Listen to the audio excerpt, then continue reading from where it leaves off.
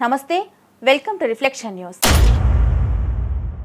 తమిళనాడు రాష్ట్రంలో డీఎంకేను గద్దె దించే వరకు చెప్పులు వేసుకోనని బీజేపీ తమిళనాడు చీఫ్ అన్నామలై శపథం చేశారు.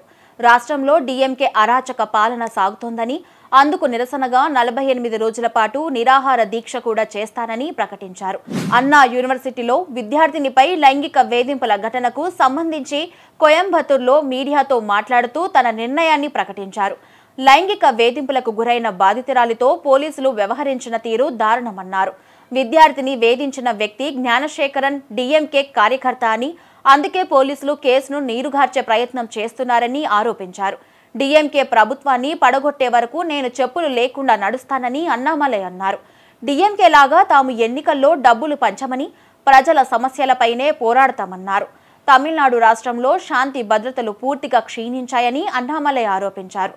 మహిళల రక్షణకు డీఎంకే ప్రభుత్వం చర్యలు తీసుకోవడం లేదని విమర్శించారు.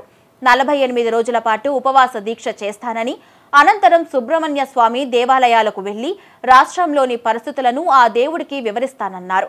డీఎంకే ప్రజా వ్యతిరేక పాలనను నిరసిస్తూ తనను తాను 6 కొరడా దెబ్బలు కొట్టుకుంటానని, అయితే ఎవరూ కొరడాలతో కొట్టుకోవద్దంటూ బీజేపీ కార్యకర్తలకు సూచించారు. డీఎంకే ప్రభుత్వానికి వ్యతిరేకంగా తమ ఇంటి ముందు నిరసన తెలపాలని పార్టీ శ్రేణులకు అన్నామలై పిలుపునిచ్చారు. అలాగే తమ ప్రాంతాలలోని మహిళలు, వారి కుటుంబ సభ్యులు బీజేపీ శ్రేణులకు అండగా నిలవాలని కోరారు. రాష్ట్రంలోని మహిళలకు రక్షణ కల్పించాలంటూ మహిళా కమిషన్తో పాటు మానవ హక్కుల కమిషన్కు సైతం లేఖలు రాస్తానని అన్నామలై చెప్పారు.